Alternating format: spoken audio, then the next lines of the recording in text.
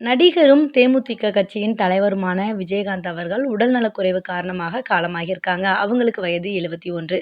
திரைத்துறையில இருக்கக்கூடிய தொழிலாளர்களுடைய பசிப்பிணிய போக்கிய ஒரு கருப்பு எம்ஜிஆர் அப்படின்னு தான் அவர் இதுவரைக்கும் பேர் வாங்கியிருக்கிறாருங்க. ஸோ அவருடைய மறைவு அவருடைய ரசிகர்களால கண்டிப்பா தாங்கிக்கவே முடியல. ஸோ இன்னைக்கு பார்த்தோம்னு சொன்னோம்னா, அவருடைய உடல் அவருடைய வீட்டிற்கு கொண்டு வரப்பட்டிருக்குங்க. அங்க அவருடைய தொண்டர்கள் கதறி அழுகிற காட்சிகள பார்க்கும்போது, நமக்கே அவ்ளோ ஒரு வேதனையா தான் இருக்குது. ஸோ விஜயகாந்த் அவர்கள் கொரோனா தொற்றின் காரணமாக தான் மரணம் அடைஞ்சிருக்காங்க. அவங்க மியட் மருத்துவமனையில அனுமதிக்கப்பட்டிருக்காங்க அப்படிங்கிற செய்தி சில நாட்களுக்கு முன்பாக வந்ததுங்க. ஸோ அதைத் தொடர்ந்து அவர் எப்பவும் போகக்கூடிய வழக்கமான செக்கப் தான் அப்படின்னு சொல்லிட்டு இருந்தாங்க.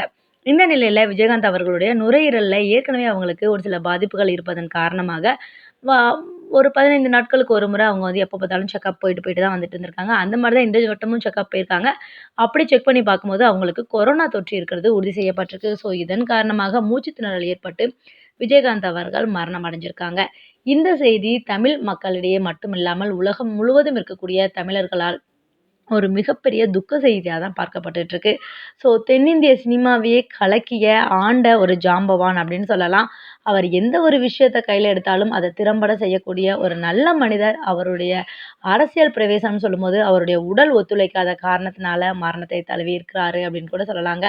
ஸோ விஜயகாந்த் அவர்களுடைய மரணத்திற்கு நீங்களும் உங்களுடைய ஆழ்ந்த இரங்கல்கள உங்களுடைய குடும்பத்துக்கு தெரிவிக்கணும்னு நெனச்சீங்கன்னா, நம்மளோட கமெண்ட் செக்ஷன்ல போயிட்டு உங்களோட ஆழ்ந்த இரங்கல்கள தெரிவிச்சுடுங்க.